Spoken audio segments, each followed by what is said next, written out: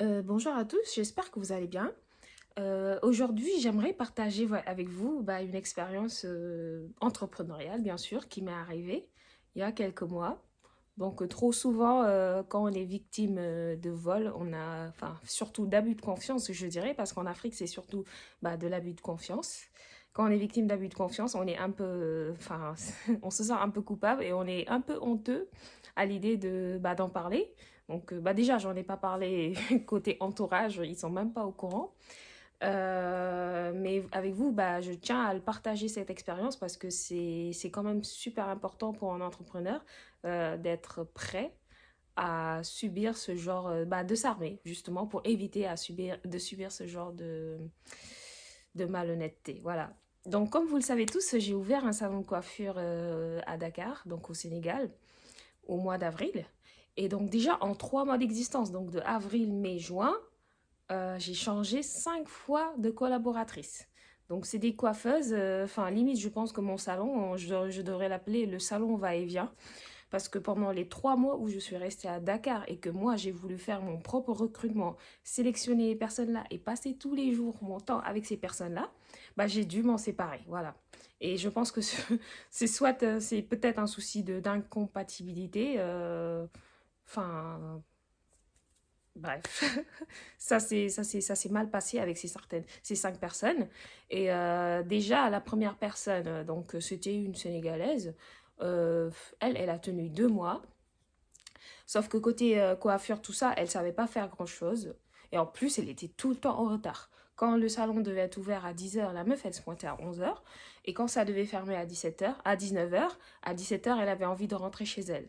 Donc, c'était pendant le mois de Ramadan. Donc, moi, j'ai été... Enfin, j'ai compris, j'ai toléré cette situation. Par contre, par la suite, non, elle a pas changé, quoi, voilà. Donc, jeune ou pas jeune, elle se pointait, elle voulait se casser à 17 heures. Donc ça, c'est pas envisageable, voilà. Et elle est partie de la pire des manières, hein. Elle est partie de la pire des manières parce que je me souviens, je devais prendre mon vol le mercredi et le jeudi, quand je suis retournée en France, on m'a appelé pour me dire qu'elle était plus là. Super, très gentil. Donc voilà. Sinon, j'avais une deuxième collaboratrice. Donc elle, encore une Sénégalaise, elle faisait un boulot très très très chouette, elle travaillait super bien, sauf qu'en fait, il fallait s'accommoder du planning établi par son mari. Donc moi, je suis l'investisseur, je ramène plein d'extensions, des produits à vendre, j'ouvre mon salon de coiffure, je fais de la prestation de service et tout. Et non, c'est son mari qui doit décider si elle vient bosser ou pas. Voilà. Donc les dimanches, son mari n'était pas très pour. Quand il y avait des périodes spéciales comme la fête de Korité, son mari n'était encore pas d'accord pour qu'elle travaille, alors que c'est vraiment le maximum. Enfin, c'est vraiment c'est comme Noël, quoi. Voilà. C'est des jours qu'il faut pas manquer. Limite, on travaille jusqu'à 4 heures du matin la veille et c'est des heures qui sont rémunérées. Mais non, non, non. Même si c'est pour bosser à 10 heures le jour de la Korité, elle n'est pas d'accord.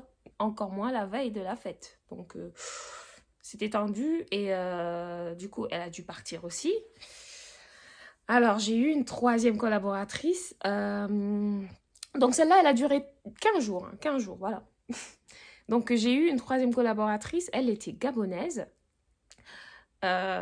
Mais elle savait pas parler Wolof, mais ça n'a pas posé de souci parce que nous au Sénégal on est très ouverts quand vous arrivez et que vous parlez français, même si on sait pas super bien parler français des fois, avec notre accent et tout, on s'efforce de comprendre et de communiquer. Donc franchement mes clientes elles ont été super avec elle et limite tout le monde voulait connaître son pays, qu'elle parle des coutumes, des traditions. Franchement sur ce plan-là, on l'a vraiment intégré et comme d'habitude, les Sénégalais, ils savent vous faire sentir comme chez vous. Donc sur ce plan-là, c'était nickel. Mais par contre, elle était fainéante, vraiment. Parce que je vous dis, pendant ces 3 mois, je suis arrivée, enfin, quand j'ai voulu lancer mon business, en fait, j'étais au salon H24. Donc moi, je venais travailler avec les filles tout le temps. Et en fait, le matin, j'arrive, je me pouponne hein, juste pour pouvoir faire des TikTok parce que, enfin, ok, vous dites que, enfin, il y a plein d'entrepreneurs qui disent que TikTok, nanani, c'est pas top top, mais quand on est sur le marché, on sait que TikTok, c'est vraiment the canal quand tu veux faire de la pub pour pas cher ou quand tu veux te faire connaître, surtout en Afrique, parce que là, actuellement, tous les Africains, ils sont tout le temps sur TikTok avec la démocratisation de la Wi-Fi, c'est devenu super facile pour les femmes d'avoir accès à l'Internet, donc bah, de passer plus de temps à regarder des vidéos de beauté, des tutoriels. Donc c'est vraiment une mine d'or, surtout pour chercher ses clientes. Donc voilà, donc le matin j'arrivais, je commençais à faire les TikTok. Enfin, je me démenais vraiment, je montrais les produits parce qu'on vend des perruques, des extensions. Donc je montrais les produits et elle était tout le temps derrière à dormir. J'ai même une vidéo que je vais partager avec vous, donc vous verrez, où je suis là, je présente les produits et à la fin je me rends compte que ma vidéo elle est totalement pourrie parce qu'il y a une meuf qui dort derrière. Donc c'était vraiment le gros problème. Donc elle était fainéante, puis elle faisait semblant de pas connaître des choses. Par exemple, elle disait... par exemple, quand je demandais à boucler une perruque, elle dit non, je sais pas utiliser un boucleur. Bah, je disais, mais c'est pas possible, t'es dans la coiffure. Et en fait, il y a une de mes enfin, une autre collaboratrice, donc celle qui est partie, quoi, la première. Elle m'a dit attention à cette fille-là, elle vient de me dire qu'elle fait tout le temps semblant de pas savoir parce qu'elle veut pas avoir trop de boulot. Voilà. Donc moi je lui ai fait savoir hein, parce que moi j'aime pas l'hypocrisie. Donc je lui ai fait savoir ça et je lui ai dit que ce serait vraiment bloquant si jamais enfin elle continue dans cette optique-là. Mais mine de rien, elle a duré un mois. Et elle m'a envoyé un message un jour en disant que j'étais trop directe, que qu'elle aime pas manquer de respect aux gens, mais des fois, madame lui donne envie de manquer de respect parce qu'à à cause de sa façon de s'exprimer. Bah, je suis désolée, mais je dis ce que je pense, surtout quand j'ai investi beaucoup d'argent. Donc oui, je pense que le minimum, c'est de dire ce que je pense aux personnes avec qui je travaille. Donc voilà. Donc elle est partie, tant mieux, basta. Après. Donc après, direct, enfin, ça tombe sur le mois de juin. Et j'étais obligée de partir, donc de rentrer en France. Et j'ai recruté deux personnes qui se sont retrouvées justement avec celle que je vous ai dit qu'elle est partie bah, le lendemain quand je suis arrivée en France. Donc en fait, il y a eu deux collaboratrices de plus. Donc elle, ça s'est bien passé enfin, par la suite, quand je suis arrivée en France et que l'autre, elle disait qu'elle allait se barrer. Donc il me restait ces deux collaboratrices-là. Et franchement, j'étais super contente de leur travail, mais elles m'ont arnaqué de dingue. Donc la première ça va, elle n'a pas été une arnaqueuse, mais elle a été vraiment méchante. Méchante avec les salariés. Elle a fait fuir toutes mes clientes. Limite, en fait, elle venait, elle disait, quand quelqu'un voulait faire un petit brushing, elle disait c'est 8 000 francs. L'autre, elle lui dit j'ai 5 000. Elle va pas essayer de faire un effort en mode ok 6 000 ou négocier. Nous au Sénégal, on adore négocier. Elle va pas essayer de négocier rien du tout, mais vraiment. Elle va rester sur son piédestal et c'est 8 000 points. Voilà. Puis elle est même pas sympathique. En fait, c'est des choses que moi, je pouvais pas voir à distance. J'ai mis des caméras de sécurité, mais il y a des scènes, en fait, des échanges de regards que moi, je peux pas savoir. Et en fait, c'est surtout ma famille, de temps en temps, quand ils venaient au salon, ils voyaient la fille, comment elle était hautaine avec les gens. Ils me disaient, mais attention, wow, wow, wow, cette fille, elle est vraiment pas top, top, top.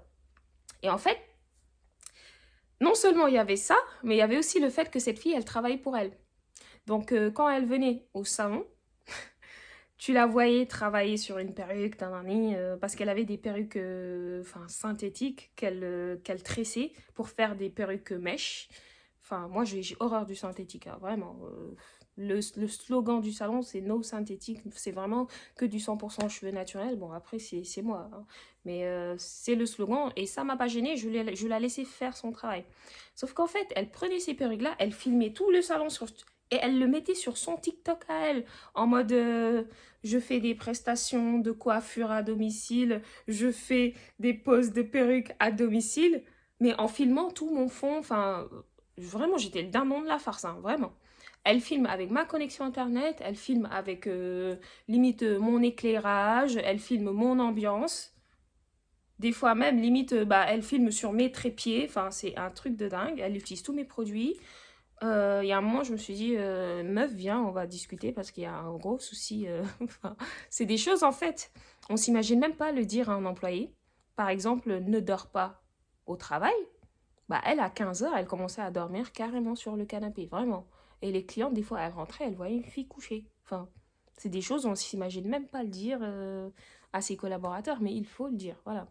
Donc, de fil en aiguille, bah, ça n'allait plus, quoi, parce que moi, je sais que sur ce plan-là, j'ai horreur. Moi, j'aime bien des personnes qui travaillent avec rigueur, parce que moi, je travaille avec rigueur. Et quand j'ai en face de moi des gens qui s'en foutent, ça me fait péter un câble et elle a fini dehors. Bref, voilà. Et la dernière, celle-là, c'était vraiment ma chouchoute. Donc, la collaboratrice qui est restée, elle, c'était surtout le genre de meuf super timide, super sage, mais vraiment le genre de fille que, que n'importe quel employeur adore, quoi. Parce que tout ce que vous dites, c'est oui, oui, oui, oui, oui. Et bah, tout ce que vous lui demandez de faire, elle le fait rapidement, mais zéro problème. Le pire, c'est qu'elle balançait sur ses autres collègues. Elle disait, ouais, l'autre, elle nettoie pas le salon, blablabla. Enfin, voilà. Elle essayait de bah, que ça aille de l'avant. Voilà. Elle s'investissait. Mais comment elle m'a eu? Parce que quand j'ai viré sa collègue, elle s'est retrouvée toute seule au salon. Et la fille, elle détournait mes salariés, elle détournait mes clientes, elle détournait l'argent. Et ça, je l'ai su, mais bien trop tard. Je l'ai su trop, trop, trop tard. En fait, à chaque fois qu'une cliente venait et voulait faire, par exemple, un lissage de sa perruque ou une confection de perruque, elle lui disait, OK, enfin, ce sera, attends. Et en fait, elle disait aux clientes d'aller payer chez elle parce qu'elle habitait pas loin du salon. Donc, elle récupère la perruque de la cliente et la cliente, elle lui dit, tu viendras me payer chez moi et comme ça, tu vas récupérer la perruque parce que le salon, il est fermé vers 20h, 21h. Donc, tu viendras récupérer la perruque chez moi. Et donc, chaque fois, elle venait, elle customisait des perruques, elle les lissait, elle utilise mon électricité, hein. Oh là là, le dindon de la farce, hein. Elle utilise mon électricité, elle utilise mes produits pour bien plaquer, bien fixer, oh là là, des belles perruques et tout. Puis elle les amenait chez elle et elle se faisait payer. Non mais c'est un truc de dingue. C'est un manque de respect total en fait. C'est limite comme si en fait, c'est même pas en fait ça qui fait mal le vol, mais le fait d'avoir été pris pour un con, mais à ce point. C'est, c'est, c'est des gens en fait qui peuvent vous faire péter un câble. Franchement, si vous voulez investir en Afrique, faut avoir de la patience. Faut être prêt bah, à avoir tout type de situation, mais vraiment. Et il faut s'attendre vraiment au manque de respect parce que je remarque que les salariés, des fois, ils n'hésitent pas à venir au clash même avec les employeurs. Quand vous faites une remarque, en fait, ils sont tout le temps là en train de rétorquer. Du coup, si vous, vous avez pas, bah, si vous, vous êtes un peu dans la même mentalité qu'eux, vous dites, bah non, c'est comme ça. Et ils sont encore en train de rajouter derrière vous. Donc, en fait, ils savent pas encaisser, ils savent pas prendre les critiques et de façon positive. Ils sont tout le temps en mode ouais, tu es en train de me critiquer, donc c'est pas positif, c'est pas bien, donc faut que je trouve une réponse à te balancer à la figure, voilà. Donc déjà, faut avoir une patience par rapport à ça, mais à s'attendre, et aussi s'attendre au pire, quoi, parce que cette fille-là, c'est vraiment, bah, pour moi, c'était vraiment la meilleure, quoi. Pour moi, c'était la meilleure, jamais personne n'aurait pu m'arnaquer. Elle, c'était vraiment le top, c'était la meuf la plus honnête qu'on puisse voir sur Terre, quoi, vraiment.